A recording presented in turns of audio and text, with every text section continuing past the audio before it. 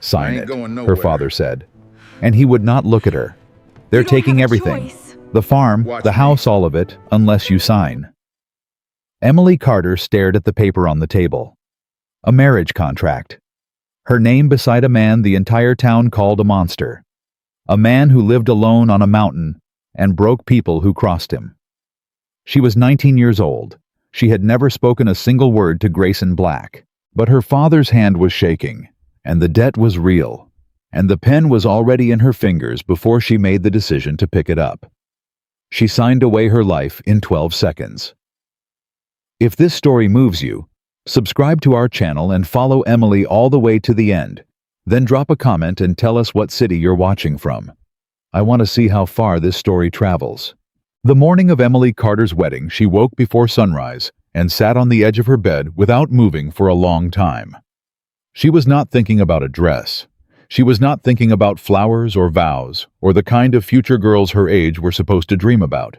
She was thinking about the look on her father's face the night before, that hollow, broken expression he wore now like a second skin. And she was trying to remember the last time she had seen him look like himself. She couldn't.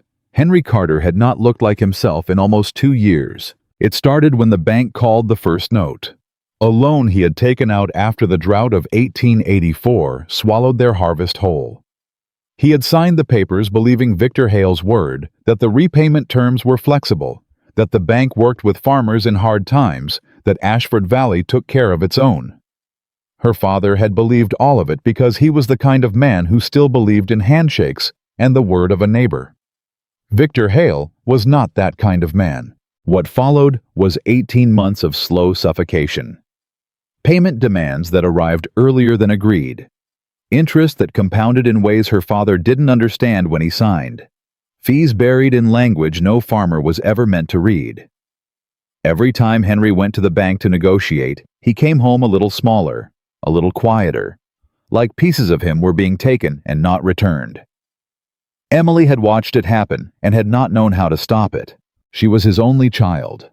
Her mother had died of fever when Emily was 11, and the two of them had built their life around each other in that quiet, practical way that grief sometimes forces on people. She cooked, she kept the books, what little books there were. She knew every debt, every number, every due date.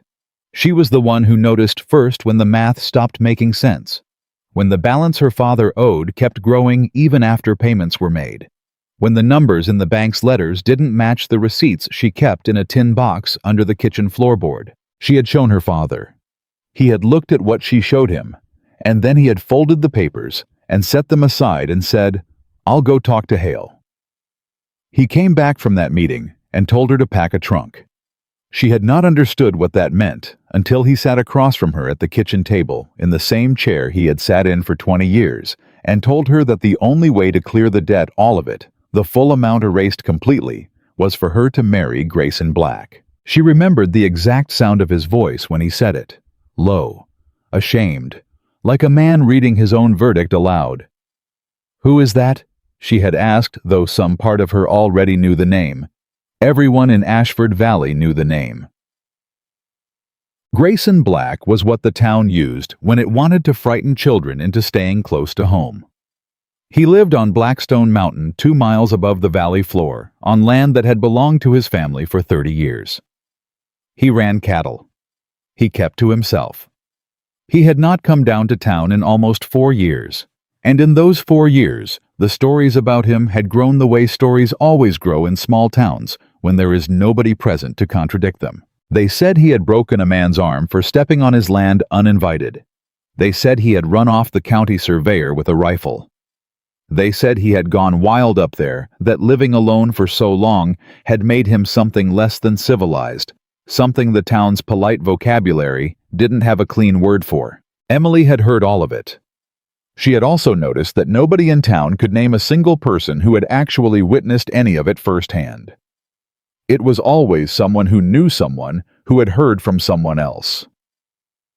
The stories existed in that particular fog where fear and rumor and distance combine to make a thing feel true, even when it has no solid shape. But it didn't matter what was true. What mattered was that Victor Hale had made her father an offer, and her father had accepted it. and now there was a trunk half-packed in the corner of her room and a piece of paper on the kitchen table with her name on it. She had not slept. She came downstairs before dawn and found her father already at the table. He had a cup of coffee in front of him that he was not drinking. He looked up when she came in, and she saw it again, that look. That carved-out, defeated look that made him seem like a stranger wearing her father's face. "Emily," he started. "Don't," she said. She sat down across from him. She set her hands flat on the table. She looked at him steadily, the way she had learned to look at difficult things, because there was no one else in this house to look at them for her. "How much?" she asked. He told her. The number was large enough that she understood why he had not argued, why he had not fought. A man could not fight a number that size with nothing but bare hands and a farm that had already been losing ground for 2 years. "Is there any other way?" she asked. Not because she thought there was, because she needed to hear him say it. He was quiet for a long time. "He said no," her father said finally. "I asked. I tried everything I could think of. He said this was the only arrangement he'd accept." "Why?" Emily said. "Why does Victor Hale care who Grayson Black marries?" Her father's hands tightened around his coffee cup. "I don't know." She looked at him. "I don't," he said again, and she could not tell if he was lying or if he genuinely didn't know, and she wasn't sure which of those was worse. The courthouse in Ashford Valley was a squat 2-story building at the center of town that served as courtroom, land registry, and public gathering space in equal measure. On the morning of Emily Carter's marriage to Grayson Black, a small crowd had assembled outside it before the proceedings even began. Nobody had been formally invited. Small towns don't need invitations to gather around something they've decided is worth watching. Emily arrived in her father's wagon with a trunk in the back and a dress she had sewn herself 3 years ago for the church social. The best thing she owned, pressed as carefully as she could manage the night before. She stepped down from the wagon without assistance and stood in the street and looked at the people watching her. She recognized most of them. She had bought flour from Margaret Stills. She had helped Ruth Dawson's youngest when he fell out of a tree and needed stitching. She had attended church with half these people for her entire life. Not one of them met her eyes. They were watching the road above town, where the mountain track met the main street, waiting for the other arrival. She could feel their anticipation like a pressure in the air. Fear dressed up as curiosity. She was still standing there when she heard the hoofbeats. He came down the mountain track on a gray horse that moved with the deliberate, unhurried weight of an animal that had never been rushed by anyone. Grayson Black rode without theatrics. He did not gallop. He did not perform. He came down the track at a pace that said he was coming because he had decided to, and the difference between that and being summoned was something he was making clear without words. Emily watched him come. He was larger than she had expected, though she couldn't have said what she had expected. Tall in the saddle, wide through the shoulders, in a way that had nothing to do with vanity and everything to do with years of physical work. He wore plain clothes, dark wool coat, no adornment, and he was not wearing a hat, which struck her as strange, as if he'd left it behind deliberately, as if he didn't want anything between his face and whatever he was riding into. When he reached the edge of the crowd, people moved without being asked. Not the way people move for someone they respect. The way people move for something they don't want to touch. He stopped his horse and looked at the courthouse. Then he looked at Emily. Their eyes met across the street, and she did not look away. She had made a decision somewhere between the kitchen table and this moment that she would not perform fear for anyone's benefit, not this crowd's, not his. She did not know if she read anything in his face. She knew only that he looked at her for a long, measured moment, and then he swung down from the horse and tied it at the post and walked toward the courthouse without a word to anyone. He did not look at the crowd. Not once. Inside the courthouse, it was Victor Hale who controlled the room. He stood near the front with the easy confidence of a man accustomed to arranging things to his satisfaction. He was well-dressed, prosperous-looking, with a face that wore pleasantness, like a suit professional, impeccable, and completely without warmth. He smiled when Emily came in. He smiled when Grayson came in behind her. The smile did not change between the two of them, which told her something, though she couldn't yet name what. "Lovely morning for a fresh start," Hale said. No one answered him. The county clerk, a thin man named Burrows, who always looked slightly apologetic about his own existence, was already at the desk with the documents. He cleared his throat. He explained to no one in particular that this was a civil marriage, and the paperwork would be completed and filed today, and all parties had agreed to the terms. Emily looked at the papers when Burrows set them in front of her. She read them. Not quickly, not the way people read things when they have already decided to sign. She read carefully the way she read her father's bank letters, the way she had learned to read anything that Victor Hale's name appeared on. She felt Hale watching her do it. She kept reading. There were terms in the document she hadn't been told about. Small things. Language about the property on Blackstone Mountain. A clause she didn't fully understand about right of access. She looked up from the page. "What does this mean?" she asked, pointing to it. Burrows opened his mouth. "It's standard," Hale said before the clerk could speak. Smoothly, without hesitation. "Purely procedural. Nothing to concern yourself with." Emily looked at him. Then she looked at Grayson Black, who was standing 3 feet away and had said nothing since he walked in the door. He was looking at the document in front of her. His jaw was tight. "Mr. Black," she said. He looked at her. "Do you understand what this clause means?" The room went very still. Grayson looked at her for a moment, and something passed across his face. Something she couldn't quite read. Something between surprise and recognition, as if he hadn't expected the question, and wasn't entirely sure what to do with the fact that she'd asked it. "It means," he said, and his voice was low and even like stones settling, "that once you sign, Hale gets a legal foothold on my land whenever he decides to call it in." Emily turned to look at Victor Hale. Hale's smile had not moved, but something behind his eyes had. "That's a creative interpretation," Hale said pleasantly. "Sign the document." "Miss Carter," said the man standing to Hale's left. A broader man, less polished, who carried himself like someone hired specifically for situations that required physical presence. "Your father's agreement depends on it." Emily set the pen down on the desk. "No," she said. "Tate." The word hit the room like a stone hitting still water. Her father, standing near the door, made a sound she didn't look at. Burrows blinked. The broad man beside Hale shifted his weight. Victor Hale's smile finally fractionally moved, tightening at one corner. "Miss Carter," Hale said, with the patient tone of a man explaining something obvious to someone slow. "Your father's debt." "My father's debt is with the bank," Emily said. "Not with me. I am not collateral. I am a person, and I'm telling you that I'm not signing a document I don't understand in full." "You don't have a choice," Hale said, and the pleasantness in his voice had developed an edge, like a blade wrapped in cloth.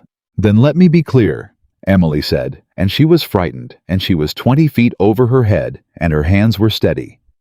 "If you want my signature, you'll show me the full terms in plain language, every clause, everything this paper means, and my father will hear all of it too, because whatever he agreed to, he deserves to know what he actually agreed to." Hale was quiet.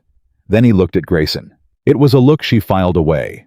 A look between two men where one of them was expecting something from the other and wasn't getting it. A look that said Grayson Black was supposed to do something in this moment to move things forward, and he wasn't doing it. Grayson was looking at Emily. "She's right," Grayson said. 3 words. Flat. Quiet. Immovable. Hale's expression didn't crack, but the broad man beside him took a breath that was too deliberate to be casual. Burrows, visibly relieved to have something procedural to do, began explaining the clauses one by one. The signing took 40 minutes. Emily asked questions about every clause she didn't immediately understand, and Burrows answered them in the careful way of a man who wanted to be accurate and was also very aware of Victor Hale standing 3 feet away. Hale interjected twice with corrections to Burrows's phrasing. Emily noted what he corrected and what he left alone. When she finally signed, it was not because she was satisfied with everything she'd read. It was because she had learned more in those 40 minutes than Hale had intended to show her, and she needed to be inside this situation, inside this marriage, inside that mountain, to find out the rest. She signed. Her father exhaled. Grayson signed beside her, and she noticed his handwriting, deliberate, precise, the handwriting of someone who had taught himself carefully. Hale took the documents from Burroughs before they were properly set aside and reviewed them himself. Then he folded them and placed them in his coat. "Congratulations," he said to the room. "Wonderful thing, a fresh start." He left without shaking anyone's hand. Outside, the crowd was still there. Emily and Grayson came out into the morning air and stood on the courthouse steps, and the gathered people of Ashford Valley looked at them with that particular mixture of curiosity and satisfaction that comes with watching something you expected to go badly finally reach its conclusion. Someone near the back said something Emily couldn't hear. There was muffled laughter. Grayson's expression did not change. Emily turned to her father, who had come out behind them. Henry Carter looked smaller than he had this morning, which she hadn't thought was possible. He reached out and touched her arm with one hand. She let him. "I'm sorry," he said quietly. She looked at him for a long moment. "I know," she said. He started to say something else. "Don't," she said, not unkindly. "Just go home, Pa." He stood there for a moment. Then he went to his wagon. She watched him go. Then she turned and found Grayson standing 3 feet away, watching the crowd rather than her. He wasn't performing indifference. He was simply somewhere else inside himself, processing something with the self-contained focus of a man who had learned long ago that no good came from reacting to an audience. "I need to get my trunk," Emily said. He nodded. "And then I need to understand what's happening. All of it. Not just the pieces I was given." He turned to look at her. She held his gaze. "I'm not asking to argue with you," she said. "I'm asking because I read those documents today, and I know there is something in them that nobody explained to me, and I signed my name to it, and whatever comes next, I want to know what I'm actually in." He was quiet for long enough that she wondered if he would answer. "Come up the mountain," he said finally. "What I can tell you, I'll tell you." She nodded. "What you can't," she said. He looked at her steadily. "There's more I can't tell you yet than I'd like." "Yet," she said. The word landed between them. He heard it the way she meant it. "Yet," he agreed. The road up Blackstone Mountain was narrow and steep and took close to an hour. Grayson rode ahead on the gray horse. Emily followed in the small wagon he'd brought down for the purpose, loaded with her trunk and the 2 boxes of practical things she'd packed without sentiment. A tin of herbs, her mother's quilts, the books she owned, the tin box with its contents of receipts and letters that she had not told anyone she was bringing. She watched the mountain as she climbed it. It was not what she had expected. She had imagined from the town's version of the story something barren and hostile, all rock face and hard weather.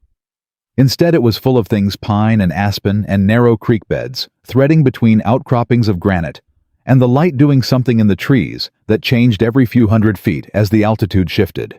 It was not gentle country.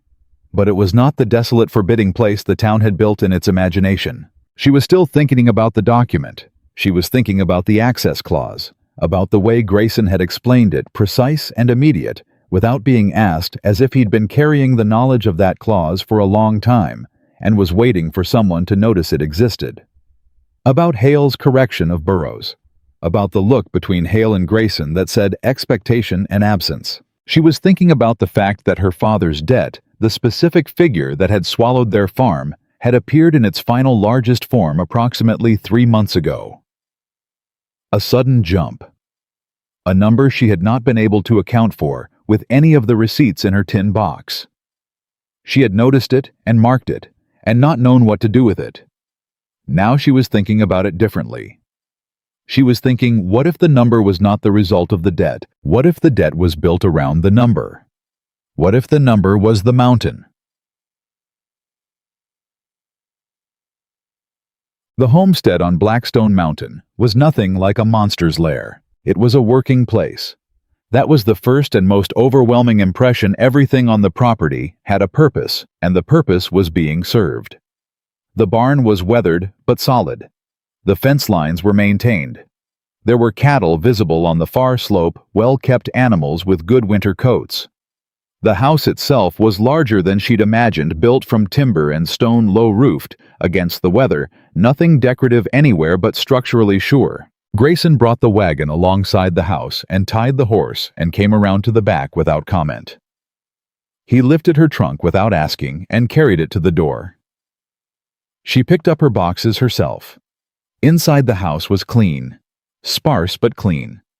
There was a main room with a fireplace and a table and 2 chairs.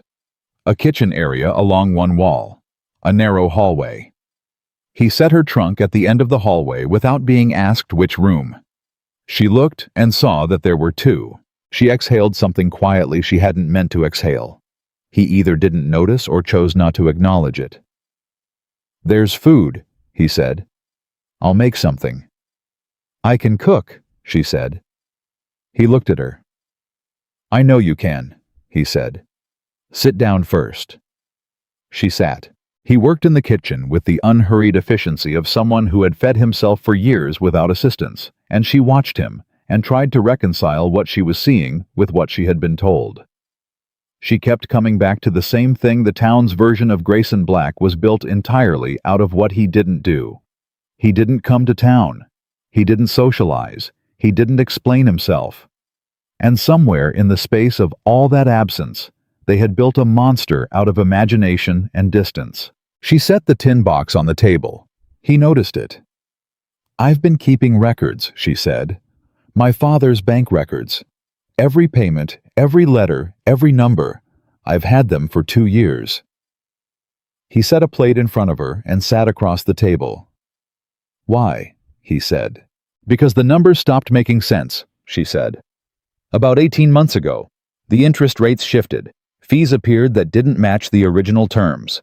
I noticed and I couldn't explain it, and I put it all together thinking someday I'd be able to show someone who could do something about it." Grayson looked at the tin box. "And," he said, "and I think my father's debt was manufactured," she said. "I think the real number, what he actually owed, was cleared long ago. I think what's in those bank letters for the past year and a half is fiction. Numbers they built to reach a specific outcome." She met his eyes. "And the outcome is this mountain," she said. Something moved in his face. Something she was beginning to learn was the closest he came to visible emotion. Not a flinch, not a crack, but a settling, a gravity, as if something he had been holding up finally found the ground. "How long have you known that?" she asked. "Long enough," he said. "How long have they been trying to take it?" He was quiet. 3 years, he said. She sat back. 3 years. While the valley below had been slowly, methodically ruined, farm by farm, debt by debt, family by family, this had been the target all along. The mountain. The land. The 30-year Black family deed that sat above the valley like a keystone controlling the water rights. The timber, the high-altitude grazing land that was worth more than any single farm below. "That's why they needed me," she said. It wasn't a question. "Haley needed someone on this property," Grayson said. "Someone with legal standing. A wife has rights under territorial law that a business partner or employee doesn't. If you signed that document, and then if something happened, the access clause would revert to the estate. And the estate would go to whoever held the debt," Emily said. "Yes." She looked at him. "They sent me here to die," she said. Grayson didn't answer immediately. The silence was its own answer. "I don't know that," he said carefully. "I don't know that's what Hale intended. But I know what the document said." "And you married me anyway," she said. "If I hadn't agreed," he said. "Hale would have sent someone else, someone I couldn't talk to, someone who would have taken that document at face value." He paused. At least this way I was awake," she said. He looked at her across the table. "Yes," he said quietly. at least this way. Outside, the wind came down from the upper mountain and found the eaves of the house and moved past them, and the fire in the kitchen sent warmth across the room, and for a long moment, neither of them said anything. Emily looked at the tin box. She looked at the man across from her, who had carried this alone for 3 years on a mountain, while the town below built stories about him from the shape of his silence. She opened the tin box. She took out the receipts. The letters. The records she had kept for 2 years in handwriting small enough to fit everything onto the back of a single page. She laid them on the table between them. "Then let's figure out what we have," she said. Grayson looked at the papers.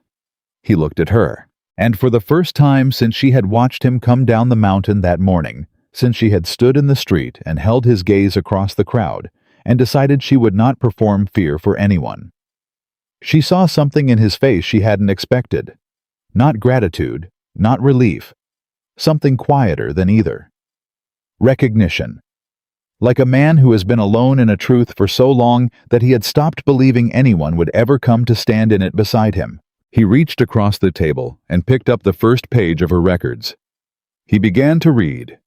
They worked by firelight until well past midnight. Emily spread the records across the table in the order she had kept them, not chronologically, but by pattern. She had organized them the way she had taught herself to see them, which was not as a timeline of misfortune, but as a series of deliberate choices made by someone who expected no one to be paying attention. Payment receipts that arrived after the bank's own stated deadlines. Interest calculations that shifted mid-year with no letter of notice.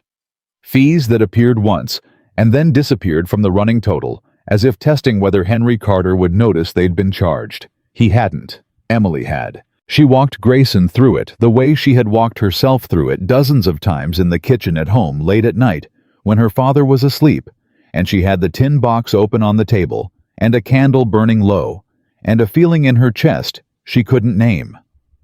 The feeling of watching something wrong happen in slow motion, and not being able to make anyone else see it. Grayson listened without interrupting. He read each page she handed him with the same deliberate attention he'd given the first, and she noticed the way she noticed everything now, cataloging it, that he turned nothing face down. He set each page back on the table where she could see it, as if he understood instinctively that these were her records and her order mattered. When she finished, he was quiet. Then he got up without a word and went down the hall and came back with a wooden crate. He set it on the table beside her tin box. Inside were his own papers. She looked at the crate and then at him. 3 years, she said. 3 years, he confirmed and sat down. What came out of the crate was a different kind of record. Not bank letters, not receipts. His were legal documents, land surveys, water rights agreements, correspondence with the Territorial Land Office, and 3 separate letters from lawyers he had apparently written to and never received a proper answer from. There were also, she noticed, handwritten accounts from other people. Names she recognized. Farmers from the valley below. People whose debts had compounded the same way her father's had. People who had lost property, or been pushed off land, or simply given up and moved on, and who had told Grayson what happened to them before they left. She picked up one of the accounts and read it. Then she picked up another. They all follow the same pattern, she said. Yes, he said. How long has Hale been doing this? Best I can determine about 4 years, maybe 5 before that on a smaller scale. He picked up one of the survey documents. The pattern starts around the same time this land was appraised. When the Territorial Railroad Commission put out a preliminary route map, Blackstone Mountain sat directly on the most viable corridor. The land above the tree line specifically, it's the only pass through that range wide enough for track. Emily looked at him. A railroad? She said. A railroad, he said. And whoever controls this land controls whether that route goes through or gets rerouted 60 miles south. 60 miles costs the commission another 2 years and twice the money. The land is worth whatever a railroad company will pay to avoid that. And Hale knows this, she said. Haley likely brokered it. I don't have proof of that yet, but I know that the timing lines up, and I know that he started acquiring valley land through debt collection, foreclosure pressure, at exactly the moment that route map became available to private parties. Emily sat back. She thought about the access clause in the marriage document, the legal foothold, the way Burroughs had phrased it before Hale corrected him, the word revert, a wife's legal standing under territorial law. What happened to an estate when both parties to a deed were gone? He doesn't just want the mountain, she said slowly. He wants the deed transferred, clean, legal, something he can take to a railroad company and show them without a question hanging over it. A forced sale can be contested, Grayson said. A clean title transfer can't. So he needs someone on this property with legal standing who will either sign it over voluntarily or— She stopped. Grayson looked at her. Or not be in a position to contest, she finished. The fire popped in the kitchen. Outside, the wind found the house again and settled against it. Neither of them spoke. Then Emily picked up her pen and pulled a fresh sheet from the back of the tin box, and she began writing. "What are you doing?" Grayson asked. "Organizing what we have," she said. "Separately, these are records. Together they're a case. But only if we lay them out in order. Only if someone reading this cold can follow the trail without us there to explain it." He watched her write for a moment. "You've done this before," he said. "I've thought about doing it," she said. "I spent 2 years thinking about who I would show this to if I ever found the right person." She didn't look up. "I hadn't found one yet." He was quiet. "Until today," she added, and she still didn't look up, and the word sat between them with the precise weight she'd meant it to carry. She woke the next morning to the sound of him already moving in the kitchen, and for a disoriented moment she didn't know where she was. Then she remembered. The room. The mountain. The crate of documents still spread across the table she could see through the open doorway. The sheet of paper she'd filled both sides of before her hand finally gave out around 2 a.m. She dressed and came out. He had coffee on the stove and was standing at the window looking at something outside with the particular stillness of a man reading information from a landscape. "Someone came up the track last night," he said without turning around. She stopped. "After midnight," he said. "Came up about a quarter mile and stopped. Stayed for maybe 20 minutes and went back down." "Watching," she said. "Watching," he agreed. She came to stand beside him. She could see the track from the window winding down through the trees, empty now in the early morning. "Hale moves fast," she said. "He always has." Grayson turned from the window and poured 2 cups of coffee. "He'll want to know what's happening up here, whether you've settled, whether you're a problem." "Am I a problem?" she asked. He handed her a cup and looked at her with something that was almost the beginning of a dry expression. "You read a legal document in front of Victor Hale and refused to sign it until someone explained every clause. You brought 2 years of organized records up a mountain in a tin box on your wedding day." He picked up his own cup. "Yes, you're going to be a problem." She almost smiled. "Good," she said. The first visitor arrived before noon. She heard the horse on the track and watched Grayson set down the fence tool he was working with and straighten. He didn't reach for anything. He simply stood and let whoever was coming come in the deliberate, unhurried way she was beginning to understand was not passivity, but a specific kind of patience. A patience that said, "I know what this is, and I'm not going to pretend I don't." The rider was a man she half recognized from town. Younger, sharp-faced, wearing clothes that were slightly too good for a casual call on a mountain neighbor. He worked for the bank. She'd seen him in the background of her father's meetings with Hale, holding documents, writing things down. He stopped his horse at the edge of the yard and looked at Grayson, then at Emily, standing a few feet back. "Mr. Black," he said pleasantly.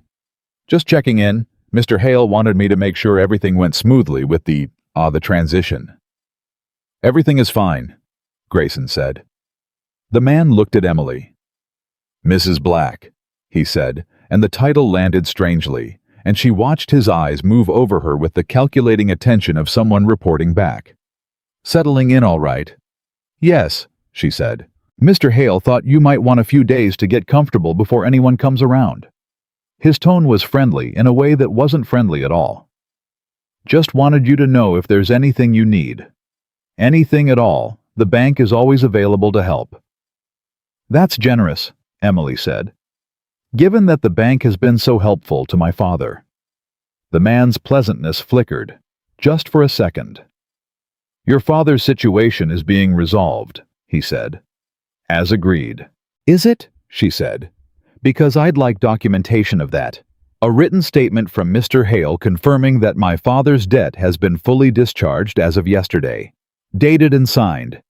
He blinked. I'm sure that can be arranged." "Wonderful," she said. "I'll expect it within the week. In writing. Sent here." He looked at Grayson as if expecting Grayson to moderate her. Grayson said nothing. The man looked back at Emily. Then he gathered his reins. "Of course," he said.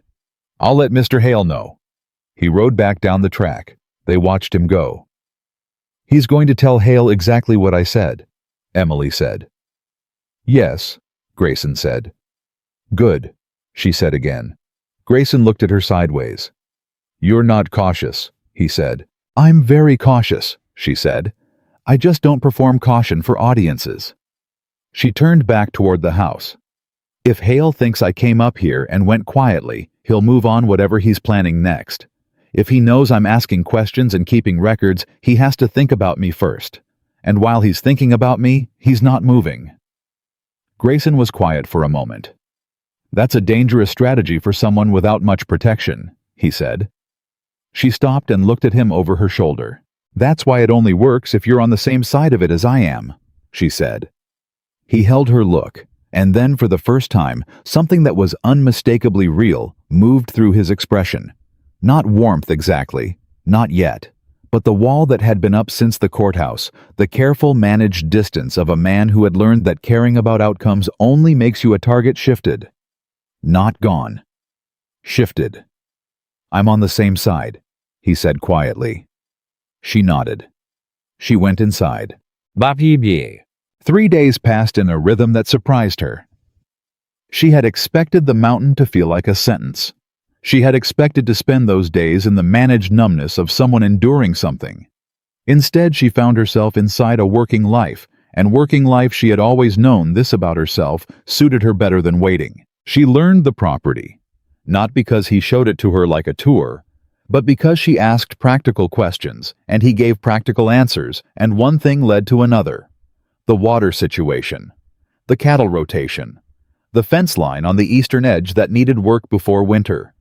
She asked because she needed to know these things, not to be polite, and he answered in the same spirit. No performance on either side. She also kept writing. Every evening after supper, she took what they had found in the combined records and continued organizing it. She built a timeline on 4 sheets of paper. She cross-referenced the names from his accounts with dates from her father's bank letters, and found 7 instances where the same manufactured fee appeared in multiple farmers' records in the same quarter as if applied in bulk from a template. That was not a bank being aggressive. That was fraud on a schedule. On the 3rd evening, she showed it to Grayson. He read it and set it down and was quiet for a long time.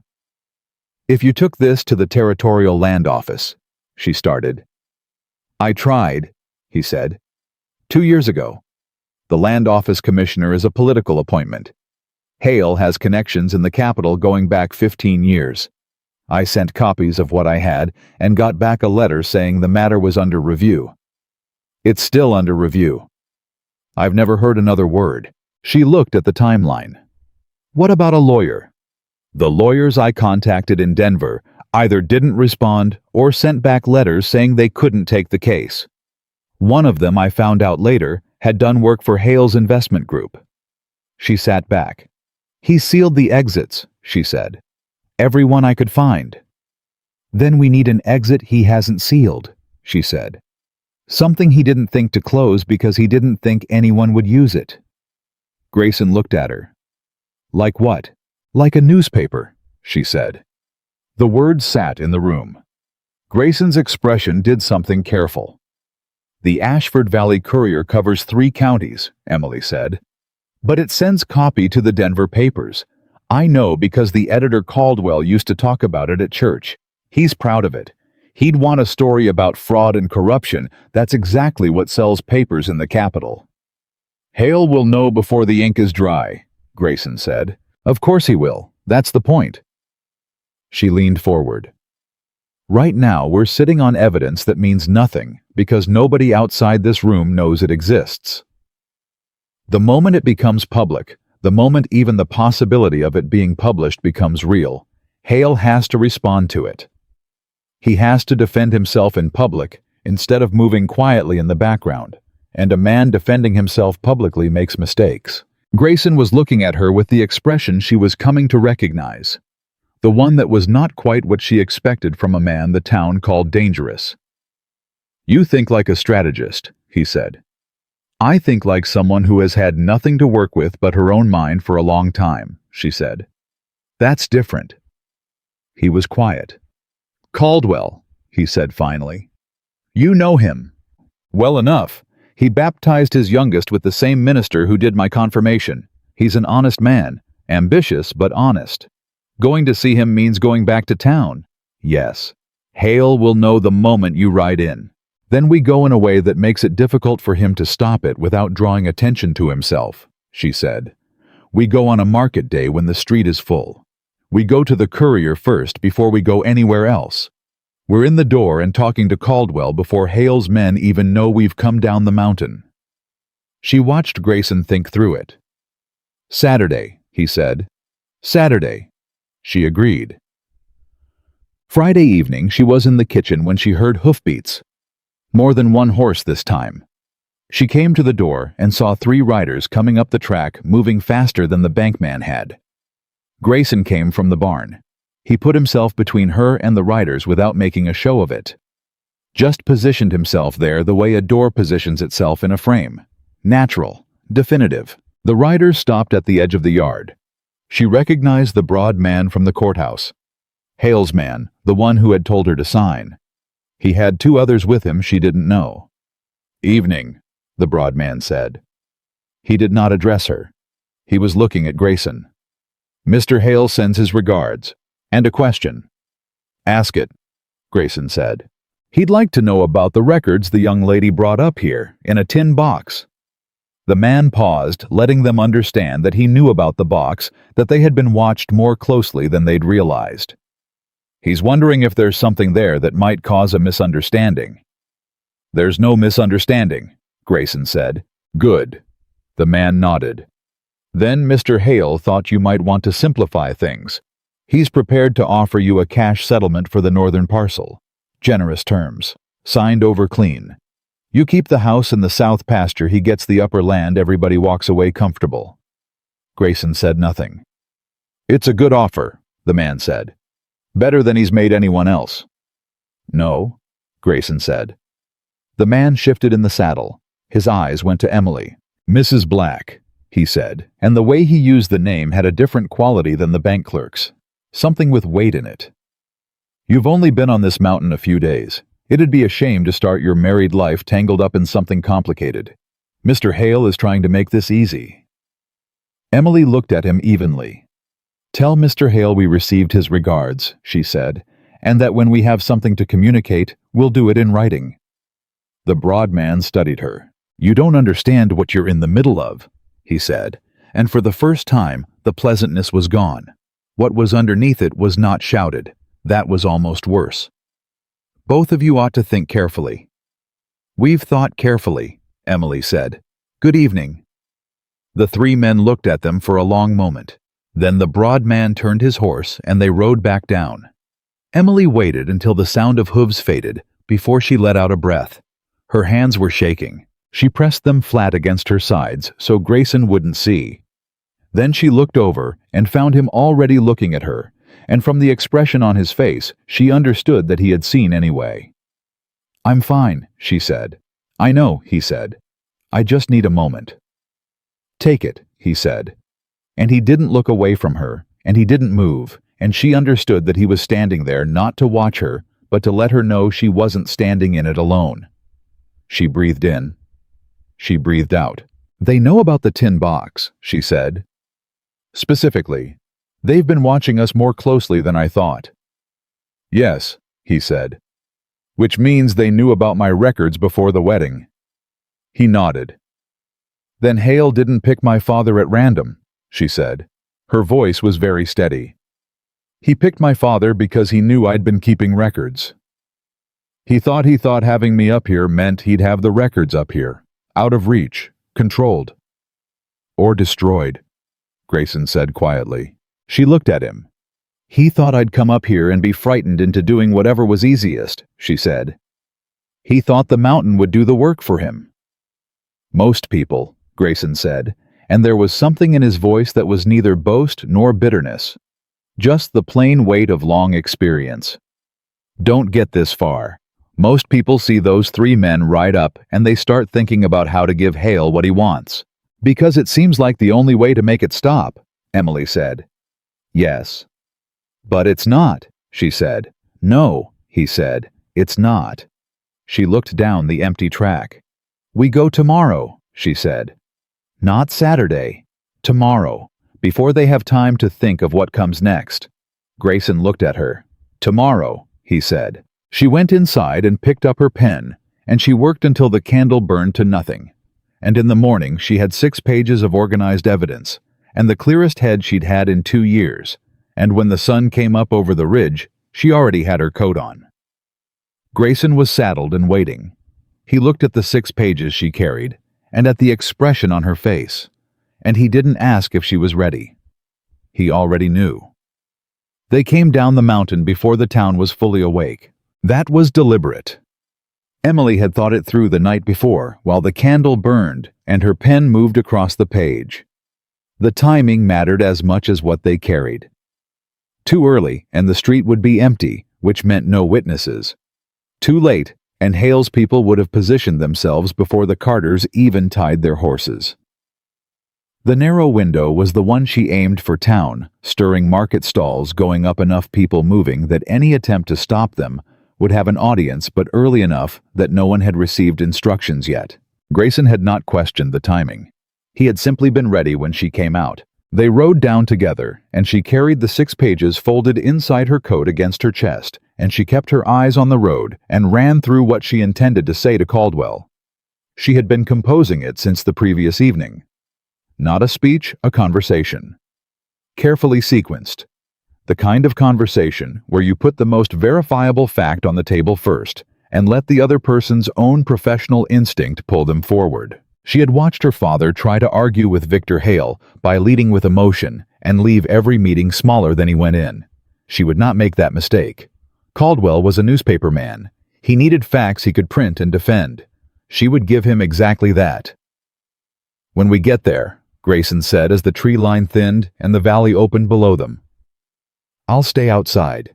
She looked at him. Not because I'm leaving you to it, he said. Because Caldwell will talk more freely to you alone. The moment I walk in that door, every person on the street is watching the building, and Caldwell knows it. He becomes cautious. She thought about it. You're right, she said. I'll be at the post across the street. Close enough. She nodded. They rode the rest of the way in silence, and it was not an uncomfortable silence. It was the silence of 2 people who had already said the things that mattered, and were now inside the doing of them. The Ashford Valley Courier occupied a narrow building between the grain merchant and the post office, which Emily had always thought was exactly right: news and commerce and information all in a row, the 3 things a town ran on. The print smell reached her before she even opened the door, ink and paper and something metallic underneath, and she had always liked that smell without knowing why. It felt like something being made. Elias Caldwell was at the compositing table when she came in, setting type with the focused, slightly hunched posture of a man who did precise work first thing in the morning, before anything could interrupt him. He was in his late 50s, gray at the temples, with readers pushed up on his forehead, the way men do when they keep setting them down and forgetting they've done it. He looked up when the bell above the door rang. "Miss Carter," he said. And then, catching himself, "Mrs. Black. I'm sorry, I didn't expect." "I know," she said. "I need 10 minutes of your time, Mr. Caldwell. I need you to listen to something and tell me honestly whether it's a story." He set down the typepiece he was holding. He looked at her for a moment, at her coat, at the set of her face, at whatever it was in her bearing that said this was not a social call. "Close the door behind you," he said. She did.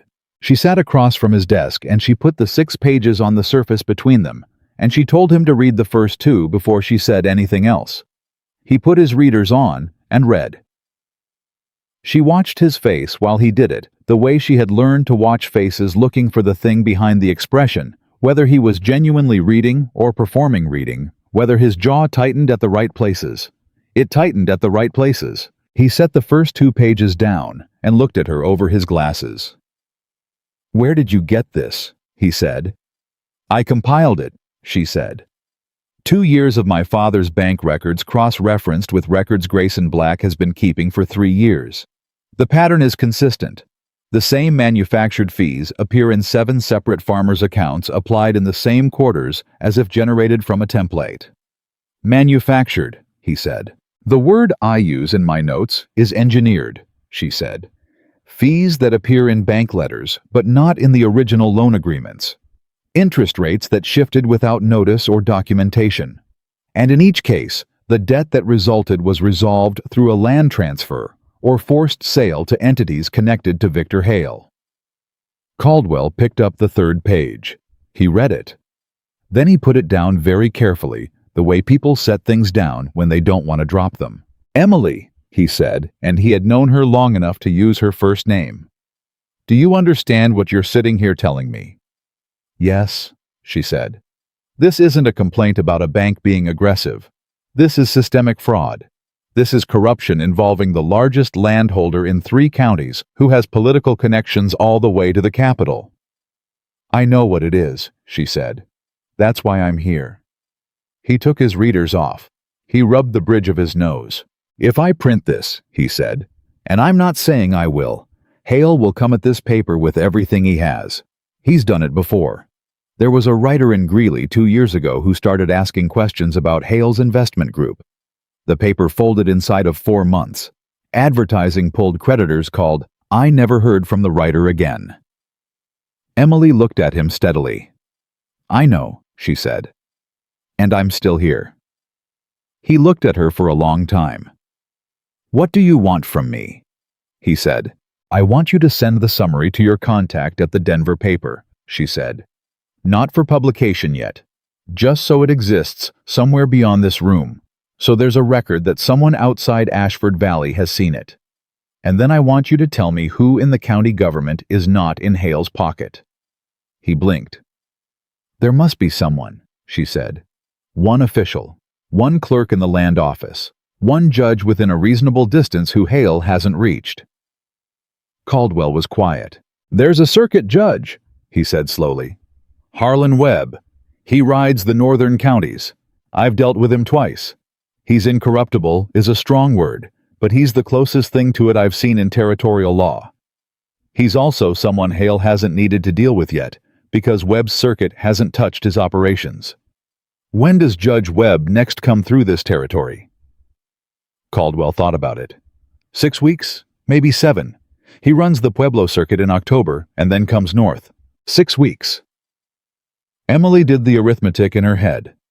It was a long time to hold position, but it was a fixed point, something to aim for. "Send the summary to Denver today," she said, "before noon." He looked at her. "Please," she added. And then, because she had thought about this too, "If anything happens to us before Webb gets here, that summary is the only thing that survives. You'd be the only person outside the valley who knew. That's not a threat. I'm not in a position to threaten anyone. It's just the truth." Caldwell picked up the 6 pages. He looked at them the way men look at things they've already decided about, but haven't admitted yet. "Give me a moment," he said, and went to the back room. She heard the scratch of a pen, the fold of paper. She sat and watched the front window and the street beyond it, where she could see across the way Grayson's horse at the post and Grayson standing beside it with his arms loose at his sides, looking at nothing in particular, which she knew by now meant he was watching everything. Caldwell came back out. "It's written," he said. "I'll put it on the noon stage. No names on the envelope, just the editor's mark. He'll know to hold it." He set the 6 pages back on his desk. "I'm keeping a copy of this." "Good," she said. "Emily." He stopped her as she stood. "Be careful how visible you are. Hale doesn't do things in the open. But he doesn't have to." She picked up her coat. "I know," she said. She walked out into the morning. She was 3 steps from the courier door when she heard her name. Not her name. The old one. Miss Carter. She turned.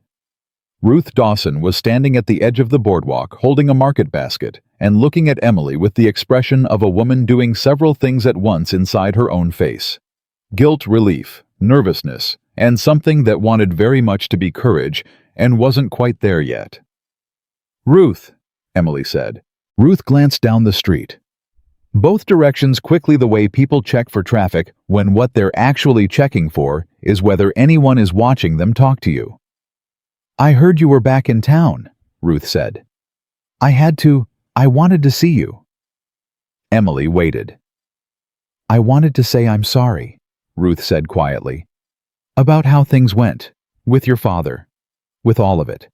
I wanted you to know that not everyone in this town, not everyone agreed with what happened, the way it was handled. But nobody said anything," Emily said. Ruth flinched. "No," she said. "Nobody said anything." Emily looked at her. Ruth Dawson was a good woman. Emily had known her for 15 years.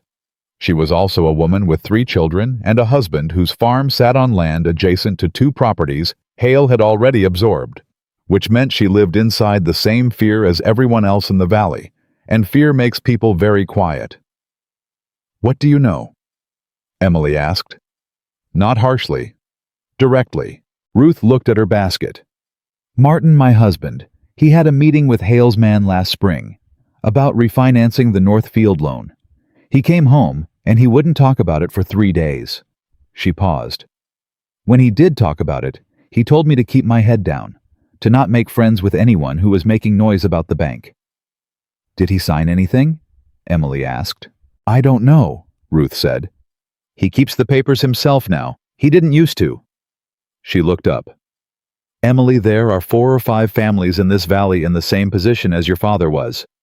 Different names, same story. I've talked to 2 of their wives. Nobody knows what to do." Emily felt something shift in her chest. Not the tin box, not the 6 pages, not Caldwell sending the letter to Denver. This was something different. This was what Hale had not accounted for. The conversations between women in a valley while the men sat with their shame and their fear and their silence. The things that got said at the market and the church door that never made it into any official record. "I need their names," Emily said. "The families. And I need their wives to be willing to write down what they know. Even a page, even 2 sentences. Their husband's name, the date, what was said to them." Ruth stared at her. "That's dangerous," she said. "Yes," Emily said. "Everything about this is dangerous. But 6 weeks from now, there's a circuit judge coming through who doesn't know Victor Hale, and if we have enough, if we have names and dates and consistent accounts, it becomes something he has to look at, legally, in a proceeding, where Hale can't just make it go away with a letter to the Capitol." Ruth was quiet. "6 weeks," she said. "6 weeks," Emily said. "I'm not asking anyone to stand in the street. I'm not asking anyone to be first. I'm asking for a page of paper and an honest account." Ruth looked down the street again. Then she looked at Emily. "I'll talk to them," she said. "I'm not promising anything, but I'll talk to them." "That's all I'm asking," Emily said. Ruth moved past her quickly back toward the market, her basket held close. Emily watched her go and felt the fragile, enormous weight of what had just happened. Not a triumph, not yet, not even close, but a thread. The first thread that was not hers and Grayson's alone. She crossed the street to where Grayson was standing. He looked at her face. "Something happened," he said. "Several things," she said quietly. "Let's go. I'll tell you on the road." They were mounted and moving before anyone on the street had time to register they were leaving. She told him about Caldwell first, then about Ruth, He listened the way he always listened, completely without filling the silence with his own reactions, letting her finish before he said anything. When she finished, he said, "They'll see the courier visit by end of day." "I know." "And if Ruth talks to the other wives, Hale will hear about it." "Probably," she said. "But he can't stop women from talking. And he can't go after every farmer's wife in the valley without making it visible." She paused. "He's careful, Grayson. Everything he's done has been careful, quiet, legal on the surface. The moment he acts in a way that's visible and raw, the moment he has to be openly threatening, he loses the thing that protects him." "His respectability," Grayson said. "His respectability," she agreed. "He needs people to believe he's a legitimate businessman. That's the whole mechanism. The minute the town sees him for what he is, the mechanism breaks." Grayson rode beside her without speaking for a minute. "There's something I haven't told you," he said. She looked at him. "The deed to Blackstone Mountain," he said. "The original. There's a notation in it that I found 3 years ago when I was going through my father's papers. A notation that was added after the original filing. I didn't understand it then. I had a lawyer in Pueblo look at it 2 years ago, the one who actually responded to my letter before he went quiet." "What did it say?" Emily asked. "The notation," Grayson said carefully, "references a territorial ordinance from 1871 that allows the Land Commission to seize parcels deemed critical to infrastructure development, specifically railroad infrastructure." The air went out of her. "Someone added that notation to your deed," she said. "After my father died," he said. "He never knew it was there. I didn't know it was there until I had the original document out under a lamp with the lawyer reading it line by line." "Who added it?" "The notation is signed by a land office clerk named Parsons," Grayson said, "who resigned his position 18 months ago and whose forwarding address when I tried to find it does not exist."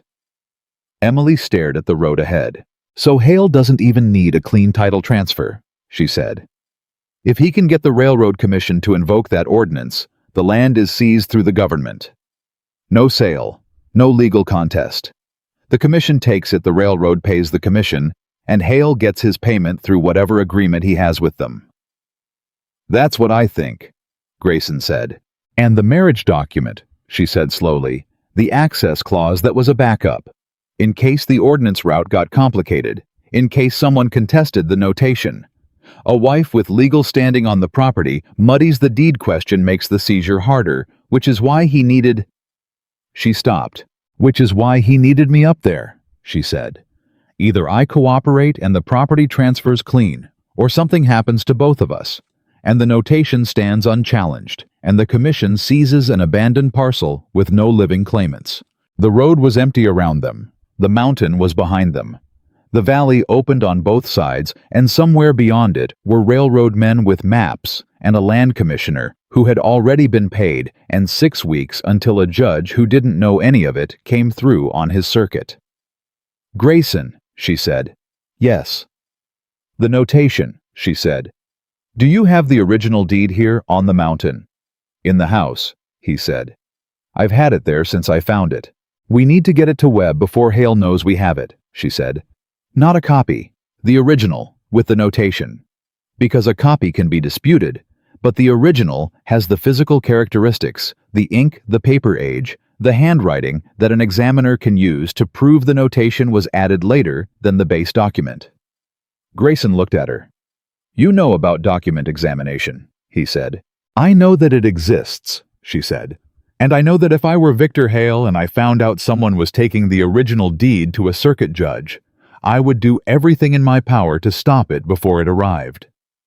"So we need to move it," he said. "We need to move it to someone who can hold it," she said. "Someone Hale won't think to look at. Someone outside the obvious chain," she thought. "Caldwell," she said. "He already has the summary. He's the right person. He understands what it is he knows to protect it. And he's already on the wrong side of Hale. As of this morning, one more thing in his keeping doesn't change his position." "We go back tomorrow," Grayson said. "Tonight," she said. "After dark." We go back down tonight, and we put the deed in Caldwell's hands before morning." He was quiet for a moment. "All right," he said. They rode the rest of the way up in silence that was not the same silence as that morning. This one had weight in it. The weight of something that had been moving slowly, carefully, strategically, and had now by necessity accelerated. They were barely back inside the house when they heard it. Not hoofbeats this time, something else. The sound of something against the outer wall toward the back, and Grayson was on his feet and moving before she had fully processed what she heard. She followed without being told not to. He came out the back, and she came behind him, and they found it together, a piece of paper nailed to the rear wall of the house at eye level, in a place that required someone to have come across the back pasture and up to the building itself. Not the track, not the yard. Someone who knew the property well enough to come around unseen.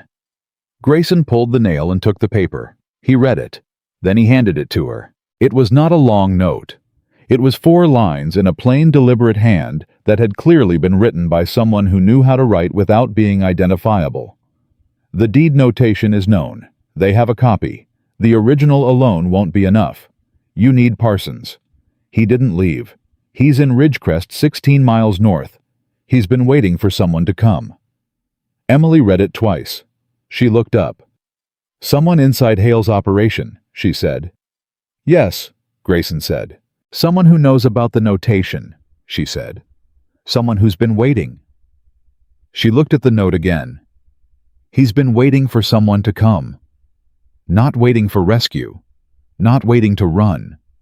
Waiting for the right person to arrive and make it worth what coming forward would cost him. She looked at Grayson.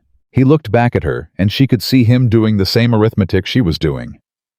Parsons was either the most valuable witness they could possibly have, the man who had added the notation, who could testify to who instructed him to do it, who could stand in front of Judge Webb and put Victor Hale's name on a fraudulent act in open court, or he was a trap. Hale drawing them 16 miles north away from the mountain, away from Caldwell, away from everything they had built. "We can't know which one it is," she said. "No," Grayson said. "But if he's real, then he's the case," Grayson said. "Everything else we have is paper. He's a witness, a living person who can testify." Emily looked at the note. "Tonight," she said. "We go to Caldwell tonight, and we leave the deed, and then we decide about Parsons." Grayson folded the note. "Agreed," he said. She went inside and put the note with the 6 pages inside her coat, and she stood in the middle of the room and breathed steadily for a moment, and she thought about what Caldwell had said. He doesn't do things in the open, but he doesn't have to. 6 weeks. The deed. Parsons. 3 women in the valley who might write down what they knew. A note from someone inside who had been waiting. Victor Hale had built something careful and quiet and airtight over 4 years, and it was beginning at the edges in the small invisible places to come apart. She picked up the deed from where Grayson set it on the table. She held it.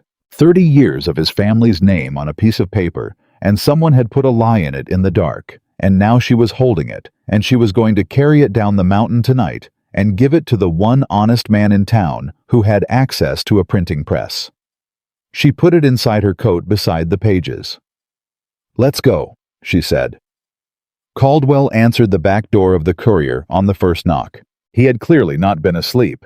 He was still dressed lamp in hand, and the expression on his face when he saw them both standing in the dark was not surprise. It was the expression of a man who had been expecting something since noon, and was relieved it was only this. "Come in," he said. Fast, quiet. He shut the door behind them and set the lamp on the work table and looked at what Emily put in front of him. The deed first. He picked it up and held it close to the lamp and read it without speaking, and she watched his face go through 3 distinct changes. Recognition, understanding, and then something harder and more settled, the expression of a man who has just had the size of a thing confirmed. "The notation," he said. "Added after my father's death," Grayson said. The lawyer who looked at it dated the ink at no more than 4 years old.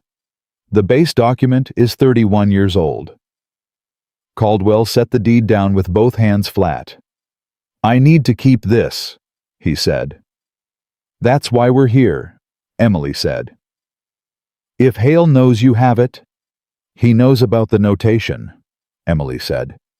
Someone sent word tonight that he already has a copy, which means the original is our only advantage and it can't stay on the mountain. Caldwell looked at her. Who sent word? We don't know, she said. Someone inside his operation, which is either the most important thing that's happened yet, or it's a move to get us off the mountain. Caldwell thought.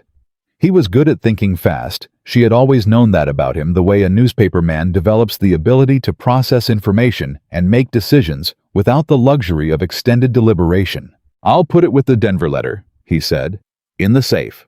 Only person besides me who knows the combination is my wife, and she doesn't know what's in it. He looked at Grayson. Your deed will be here when Webb arrives. I'll testify to the chain of custody myself if it comes to that. It may come to that, Grayson said. Then it does, Caldwell said. He picked up the deed again and carried it to the back of the print room, and they heard the safe open and close. When he came back, he looked at them both and said, What's next? Ridgecrest, Emily said. 16 miles north. A man named Parsons. Caldwell went very still. Thomas Parsons, he said. The land office clerk. You know him. I know of him, Caldwell said carefully. He left quietly enough that I didn't investigate the circumstances. I assumed Hale had paid him off and he'd moved on. He paused. If he's still in Ridgecrest, then he didn't take the money, Emily said. Or he took it and regretted it. Either way, he's still here, and someone who knows about him just told us where to find him. Caldwell shook his head slowly. Not disagreement, the shake of a man recalibrating what he thought he understood. If Parsons testifies to who instructed him to alter that deed, he said that's not a civil fraud case. That's criminal conspiracy. That's federal. Yes, Emily said. Hale would be finished. Yes, she said again. Caldwell looked at Grayson. And you're willing to go to Ridgecrest. We leave at first light, Grayson said. Caldwell nodded. Then he looked at Emily with the expression of someone about to say something he knows won't be well received, but is going to say it anyway. Emily, he said, you should know I sent the summary to Denver today as promised. But before the stage left, one of Hale's men was at the station. I can't tell you whether he saw the package or read the address. I can tell you he was there. The room absorbed that for a moment. How long before Denver responds? Grayson asked. If the editor takes it seriously, 3 days. If he sends a reporter 5. 5 days, Emily said. She did the arithmetic again the way she had been doing it constantly since the courthouse. 5 days for Denver, 6 weeks for Webb, 16 miles to Parsons tomorrow. And somewhere between all of it, Hale reading the shape of what they were doing and deciding when to stop being careful. Go home, Caldwell said. Both of you. Sleep. You need it. You'll be all right, Emily asked. He gestured at the print room around him. Nobody burns a newspaper office in a town this small without spending the rest of their life explaining it. Even Hale knows that. She almost smiled. She didn't quite. They went back out into the dark. Grayson did not speak for the first mile back up the mountain, and she did not fill the silence. She had learned that his silences were not voids. They were processing the deep internal work of a man who thought carefully before he committed to anything, and interrupting that was wasteful. She rode and watched the stars through the trees and kept her own counsel, and eventually he said, "You trust Caldwell?" "Yes," she said. "Why?" She thought about it honestly. "Because when I put those 6 pages on his desk this morning, he read every one of them," she said. Not to look like he was reading. Actually reading. Jaw-tight eyes moving slow at the hard parts. A man performing interest skims. A man who actually cares reads like it costs him something. Grayson was quiet. And because he said the word dangerous to me like he was warning a person, she said not managing a problem. There's a difference. He nodded. They rode the rest of the way up without speaking, and she went to bed and was asleep before she had time to be afraid. which she thought said something about exhaustion, and something else about what it meant to finally be moving instead of waiting. They were in Ridgecrest by mid-morning. It was smaller than Ashford Valley, a service town, the kind that exists to supply the ones around it rather than for any reason particular to itself. A livery, a dry goods store, a boarding house, a smithy. The kind of place where a man who wanted to disappear without actually leaving could do so with moderate success. Finding Parsons took less time than Emily expected, which concerned her slightly. She had anticipated difficulty. Instead, the woman at the dry goods counter, when Emily asked carefully if she knew of a Thomas Parsons who had come from the land office, simply said, "Tom, he's at the boarding house room 4 end of the hall. He doesn't come out much." She said it with the flat familiarity of someone describing a feature of the landscape. Not gossip, not concern. Just a fact about the town that had settled into ordinary. Emily looked at Grayson. He had heard it. They went to the boarding house. She knocked on the door of room 4. Nothing for a long moment. Then movement inside. Then a voice low and tightened with something between caution and resignation. "Who is it?" "My name is Emily Black," she said. "My husband is Grayson Black. We have the original deed to Blackstone Mountain." Silence. Then the bolt drew back. Thomas Parsons was younger than she had expected. 30, maybe 32, thin in the way of a man who had been eating without appetite for a long time. He had the look of someone who had been waiting in a specific kind of dread, not the sharp dread of immediate threat, but the grinding low dread of knowing something is coming and not being able to do anything but be there when it arrives. He looked at them both and then stepped back from the door. They came in. The room was small and very neat. The neatness of someone with too much time and too little to fill it. There was a desk with papers on it that he moved his hand over reflexively when they entered, and she noted that, and noted the reflex, a man protecting something. "You got the note?" he said. "We got it," Grayson said. "Was that you?" Parsons shook his head. "No. Someone else knew I was here, and knew what I knew. I don't know who sent it. I didn't write it." He looked at the desk. "I've been writing my own account. For 8 months. Since I came here." "Tell us," Emily said. She sat in the one chair without being invited and looked at him steadily. "From the beginning. Take your time." He sat on the edge of the bed. He told them. It took a long time. She let it take the time it needed. Parsons was not a bad man. She understood that within the first 5 minutes, and it mattered not because it made him sympathetic, but because it made him credible. He was a man who had done a wrong thing for reasons that had seemed survivable at the time, and had spent every day since living inside the full weight of what that actually meant. Hale had approached him 3 years ago, when Parsons was a junior clerk at the Territorial Land Office in the capital. Not with a bribe, Parsons said this carefully, as if the distinction mattered to him.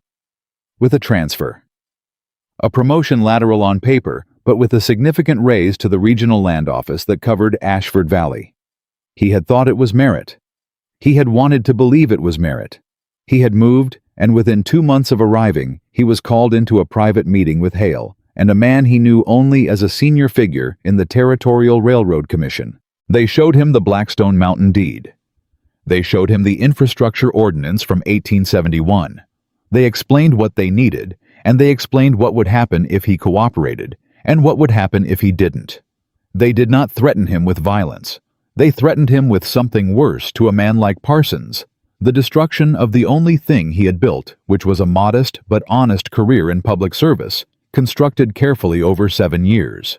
They had enough on him, a minor procedural irregularity from his previous posting, small enough to be nothing large enough to be made into something in the hands of the right people to ruin him professionally. And they were very clear that the only thing standing between that irregularity and the land commissioner's desk was Parsons's cooperation. He had added the notation to the deed. 1 paragraph, 3 sentences. He had dated it, signed the clerk's verification line, filed the amendment. Then he had come home and been sick for 2 days. He had gone back to work because there was nothing else to do. He had watched from his position in the regional office as Hale's operation moved through the valley. The debt manipulation, the foreclosures, the land transfers to Hale's holding entities. He had access to none of it officially, but he saw the documents that came through the land office, and he was good enough at his job to understand what he was seeing. 4 months ago, he had been told his position was being eliminated. A reorganization. Thank you for your service. He was given 2 weeks' pay and walked out of the office with a box of his personal items, and he understood then that he had been used completely and was now a loose end being quietly managed. He had come to Ridgecrest because it was the closest town that was not Ashford Valley and not the capital, and he had sat in room 4 of this boarding house and written his account and waited, though he had not known what he was waiting for. "You said someone else knew you were here," Grayson said when Parsons finished. "Someone who isn't you sent us that note, who in Hale's organization would want us to find you." Parsons looked at his desk. "There's a man who works for Hale," he said. "His name is Deaver. He's been with Hale for a long time, longer than any of this. He handles the arrangements, the 3 men who come to people's doors." He paused. "About 6 months ago, Deaver came here, to this room. I don't know how he found me. He sat where you're sitting, and he looked at what I'd been writing, and he read a few pages without asking permission." "And," Emily said, "and he set it down and he said, 'Keep writing, don't go anywhere, someone will come when it's time.' And he left." The room was completely still. "Deaver," Grayson said, and something in his voice had shifted. "You know him?" Emily asked. "He's the broad man," Grayson said. "From the courthouse, the one who brought the riders to the mountain." Emily looked at Parsons. "Hale's own man sent us to you," she said. Parsons nodded. "Why?" Grayson said. "I don't know," Parsons said. "But I've had 8 months to think about it, and the only thing I can come up with is that Deaver has been with Hale long enough to know what Hale is, and at some point—" He stopped. "At some point, a man has to decide what he can keep living with." Emily looked at the desk. At the stack of papers Parsons had been protecting with his hand when they came in. "Your account," she said. "Everything you just told us. It's all in there." "Everything," he said. "Dates, names, the specific language I was given for the notation, the names of both men in that meeting. The railroad commissioner's name." "Will you sign it?" she said. He looked at her. "In front of a judge," she said. "In 6 weeks. A circuit judge named Harlan Webb, who is outside Hale's reach, and who will be in Ashford Valley in 6 weeks." Parsons was quiet for a very long time. She let him be quiet. She understood what she was asking. She was asking him to stand in open court and say publicly what he had done and who had made him do it. She was asking him to hand Hale the name of the one person who could destroy him completely, and to do it in a legal proceeding, where Hale could not make it disappear with a letter to the capital or a threat delivered to a boarding house room. She was asking him to be the most exposed person in the entire case. "There are families in that valley," she said quietly. "Good people. My father is one of them. They lost things they are never going to get back. Not the land, not the years, not the certainty that the law meant what they thought it meant. The most I can offer them is that the man who did it answers for it in front of someone with the authority to make it matter." Parsons looked at his hands. "If I sign," he said, "Hale will know, before the ink is dry." "Yes," she said. "He'll come for me." "He'll try," she said. "But if you're in Ashford Valley in Caldwell's building with a copy of your account already on its way to Denver, and Judge Webb arriving in 6 weeks, Hale coming for you openly is the last thing he can afford." "You're asking me to bet my life on that logic," Parsons said. "I'm asking you to bet your life on the truth," she said, "which is the only thing you've had in that room for 8 months that was entirely your own." He looked at her for a long moment. She did not look away. She had stopped looking away from difficult things when she was 11 years old, and had had to look at her mother's death with no one else old enough in the house to do it for her. She had gotten very good at holding a person's gaze while they decided. Parsons picked up his account from the desk. He looked at the pages. "I'll come," he said. Heck. They were back on the road by early afternoon, Parsons riding a horse he'd rented from the livery, with his account wrapped in oilcloth and tucked inside his coat. He rode behind them and did not say much, and she understood that he was spending the miles doing what people do when they have finally made a decision that has been waiting for 8 months, processing the fact that it is real now that it is happening, that the waiting is over, and what replaces it is considerably more frightening. They were 4 miles out of Ridgecrest when Grayson pulled his horse to a stop. She pulled up beside him and looked at what he was looking at. 3 riders on the road ahead, not moving, waiting. She recognized the configuration before she recognized the faces. 3 horses positioned across the width of the road, not aggressive, not blocking aggressively, but positioned. A statement made in bodies and horses rather than words. The broad man in the center. Deaver. He looked at them across the distance. Then he looked at Parsons just for a moment, and something passed through his expression that was not surprise, and was not satisfaction, and was not quite either of the things she would have expected. He looked back at Emily. He took his hat off. It was such a strange gesture, so quiet, so deliberate, so entirely unlike what she had prepared herself for, that she didn't move for a full second. Then, he put his hat back on. He turned his horse off the road. The 2 men with him followed. And they were gone through the trees like they had never been there. Parsons made a sound she didn't look at. "That was Deaver," Grayson said. "Yes," she said. "He just let us through," Parsons said, and his voice was unsteady. "He's been letting us through," Emily said, and she was thinking about the note on the wall of the house. About a man sitting with Victor Hale for years, doing Hale's arrangements, sending riders at night watching what he'd helped build, consume person after person after person. A man who had finally done the only thing left available to him, which was to make sure the one case strong enough to end it actually got built. He couldn't bring it down himself, she said, but he could make sure someone else could. They rode on. By the time the mountain came into view, the sun was going low, and she was carrying the weight of everything they had accumulated: Caldwell, and the deed, and the Denver letter Parsons, and his signed account. The women in the valley who might write what they knew. Deaver stepping off a road, and 6 weeks until a judge who didn't know Victor Hale came through on his circuit. She thought about Hale.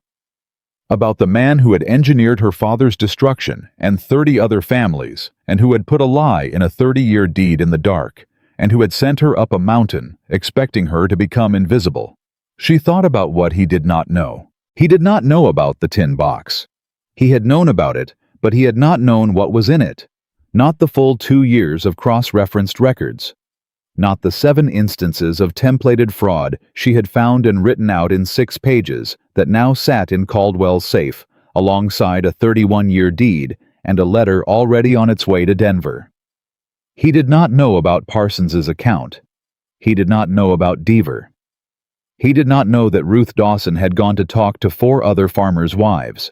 He did not know about any of the things that had been building quietly in the days since he had handed her a pen and told her to sign her name to her own destruction, because he had looked at her, 19 years old. 1 dead mother, 1 ruined father, a tin box, and a pressed dress, and decided she was not a problem worth accounting for. That she thought was his only real mistake. She rode up the mountain beside her husband in the last of the evening light, and she was not afraid. The Denver reporter arrived on the 4th day, not 5 as Caldwell had estimated. 4, which meant the editor had read the summary, understood what it was, and put someone on a horse before the next morning's edition was even set. Emily found that out when Caldwell sent word up the mountain through Ruth Dawson's eldest boy, a 9-year-old named Charlie, who rode like he'd been born in a saddle, and delivered the message with the solemn pride of someone trusted with something important. The note said, "He's here. Name is Aldous Vance. Denver Territorial Examiner. He wants to meet." She read it twice and handed it to Grayson. He read it and looked at her. "Fast," he said. "Fast," she agreed. "Which means the editor thinks it's real. A paper doesn't spend the money on a reporter 4 days out unless someone senior made the call. Or Hale has a contact at the Examiner, and this is how he finds out exactly what we have," Grayson said. She had already thought of that. "We go in together," she said. "We don't give Vance the originals.